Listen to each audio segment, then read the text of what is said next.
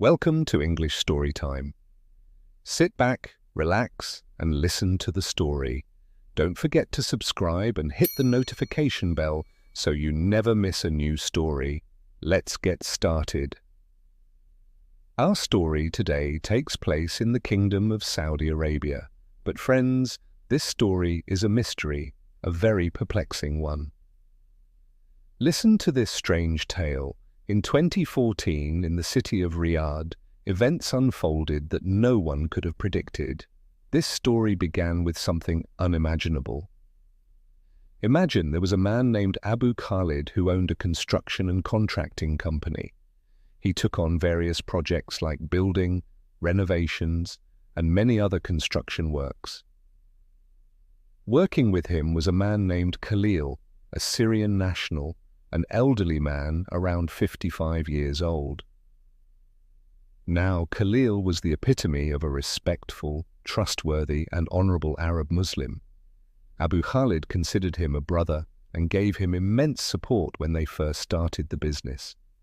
Over 6 years, the company grew significantly, and Khalil was largely credited for its success.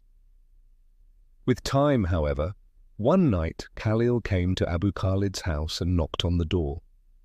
When Abu Khalid opened the door, he greeted him warmly. Khalil said, "Listen, Abu Khalid, I swear I didn't want to bother you, but I received a call from Turkey that left me feeling lost." Abu Khalid asked, "Is everything all right? Do you need money? Just tell me." Khalil replied, It's not about money. You know the crisis we had in Syria in 2011. My family had to flee to Turkey, and they've been staying with relatives there. But tonight, they faced humiliation like you can't imagine. They're being forced out of the house. Abu Khalid was deeply moved and responded, "The mistake is yours, Khalil. Your family has been in Turkey for nearly 4 years. Why haven't you brought them here, even on a visitor visa?" Khalil, overjoyed, said, "On your word, Abu Khalid, help me bring them here. You have connections." Abu Khalid replied, "Go home, rest your head, and sleep.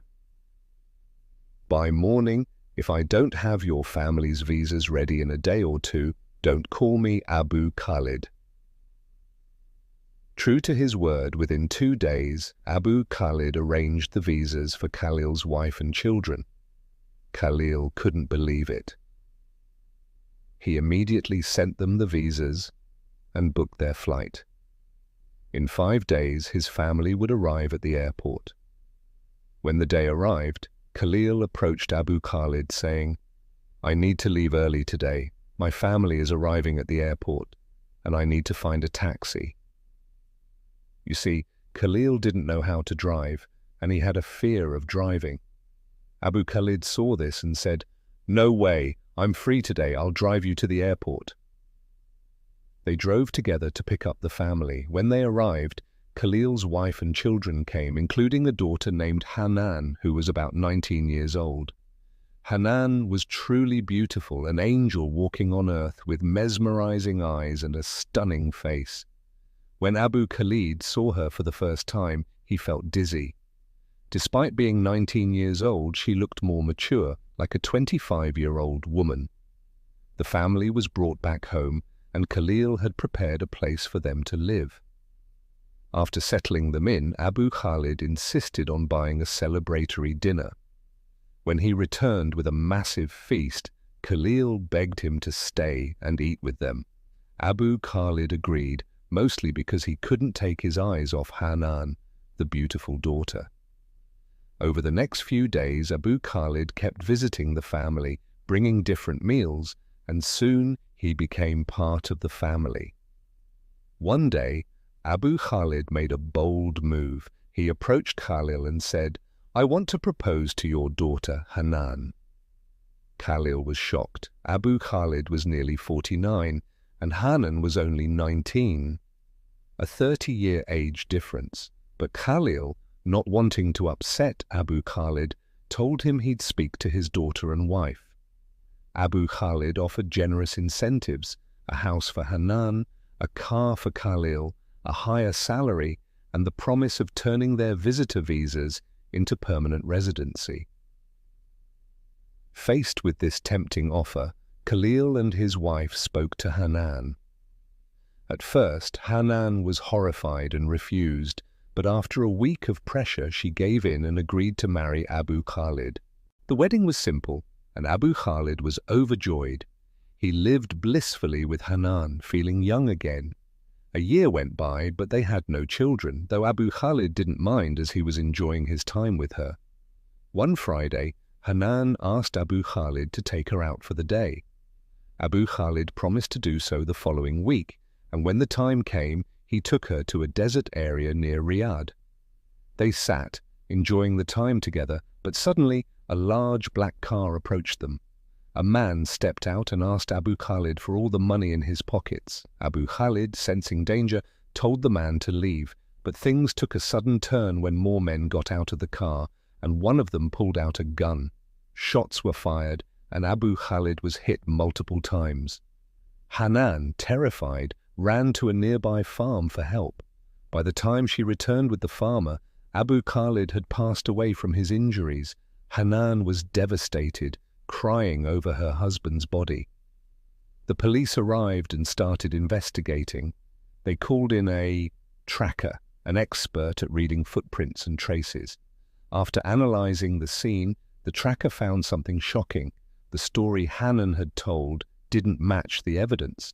After intense questioning, Hanan said she never wanted to marry him and had been in a relationship with a man from her own country, a man named Hani.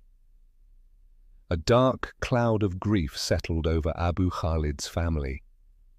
His unexpected death shocked everyone who knew him, especially his children from his first marriage. They had always looked up to their father as a man of generosity, kindness, and unwavering dedication to his family and business. The tragedy left them devastated and unable to comprehend how someone as trustworthy as Khalil could be connected to such an awful betrayal. As the investigation continued, more details surfaced about Hanan's relationship with Hani. It turned out that Hani was a childhood friend of Hanan from Syria. When Hanan's family fled to Turkey, Hani had already left for Saudi Arabia and had been working in various jobs in Riyadh. The two had kept in touch secretly, exchanging messages and plotting a future together. Hanan never intended to marry Abu Khalid, but her circumstances and family pressure had left her with little choice. Once she was married, her plan to stay close to Hani never wavered. Hanan began to devise a way to get rid of Abu Khalid, seeking help from Hani. They both knew that Abu Khalid's wealth could offer them a lavish life if they could eliminate him. Hani encouraged Hanan to take advantage of Abu Khalid's generosity and gather as much financial information as possible. Hanan played the role of a loyal and devoted wife, all the while feeding Hani with valuable details about Abu Khalid's bank accounts, business dealings, and properties. The day they decided to execute their plan was carefully chosen. Hani had scoped out the desert area where Abu Khalid often liked to take Hanan for picnics. The secluded spot would allow them to commit the crime without drawing attention. Hani procured a stolen car and waited nearby as Hanan texted him updates about their location. When Abu Khalid least expected it, Hani arrived and carried out the gruesome attack. Though Hanan tried to distance herself from the crime, the tracker's analysis uncovered critical evidence. The pattern of her steps, the timing of her phone calls, and the GPS data from her phone all pointed to her direct involvement. It became clear that her initial story was fabricated to divert suspicion. Under intense questioning, Hanan finally confessed. She had been involved in the murder of her husband, Abu Khalid. She admitted that she never wanted to marry him and only wanted a relationship with Hani. Together, Hanan and Hani planned the murder. Hani had carried out the killing using Abu Khalid's own gun, which Hanan had given him. The police arrested Hani, and both he and Hanan were sentenced to death. And with this, one of the most baffling cases in Saudi Arabia was closed.